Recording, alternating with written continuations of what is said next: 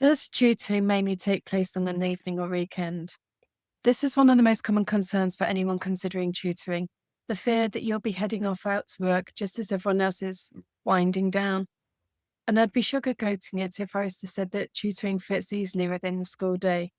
Most children are home in the evenings and on weekends, and that's when the majority of the demand for tutors is. However, having said that, I do know of tutors who work exclusively with home educated children and finish their lessons by 3 p.m. It's not about the hours available, it's about the hours that you choose to work. One of the main reasons I started building a team of tutors was after my son Jamie took a one-way flight to Australia. Clara had already moved out, and it struck me that very soon Angel, my youngest, would also leave home. For years, every evening as they had walked home from school, I'd be heading out to lessons. Every weekend we could have spent together, I was working. Something had to change. I know that might sound like a bleak picture, but it was my truth at the time.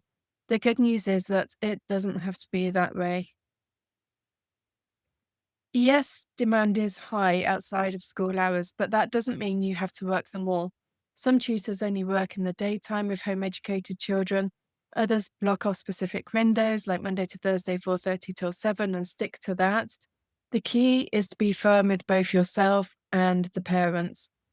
And I'll be honest, I found this really hard, especially when you hear heartbreaking stories from parents whose children are struggling.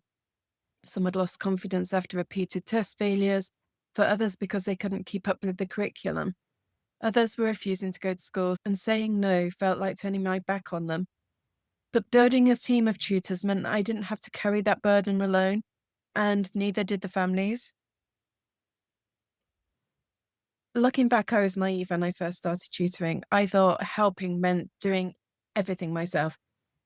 But you don't have to make that same mistake. Ask yourself honestly, is this a part-time project or do I want to build a full-time business from it? What kind of hours am I willing to work and what am I willing to miss? Maybe standing in the cold at your child's rugby training isn't your thing, and so tutoring on a Wednesday evening gives you the perfect excuse not to go.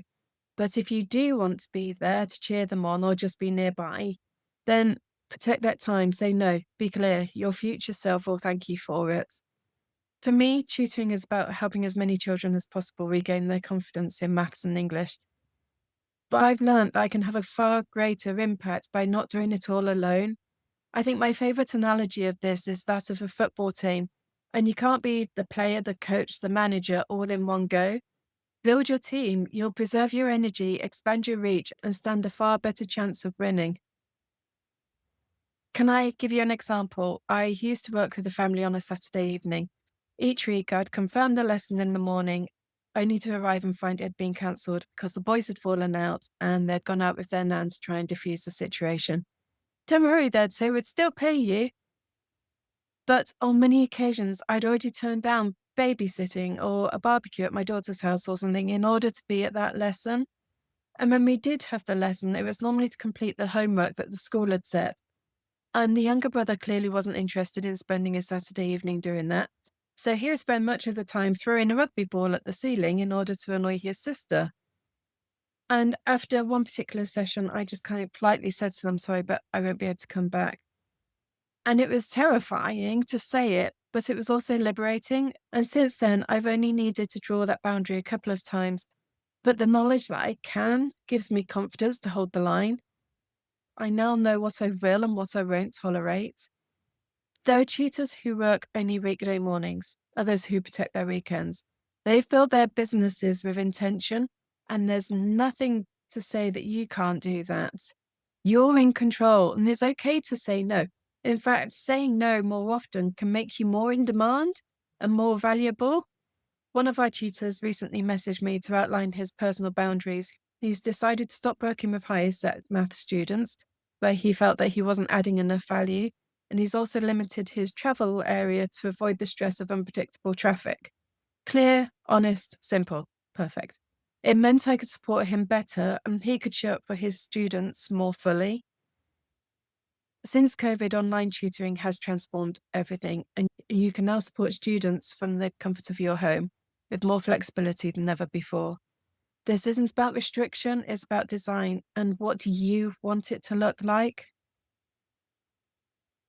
Feeling unsure about evenings and weekends is normal. It's a sign that you care about balance, your family, and your time.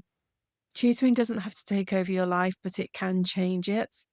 With honesty, intention, and boundaries, you can build a tutoring business that supports students and supports you.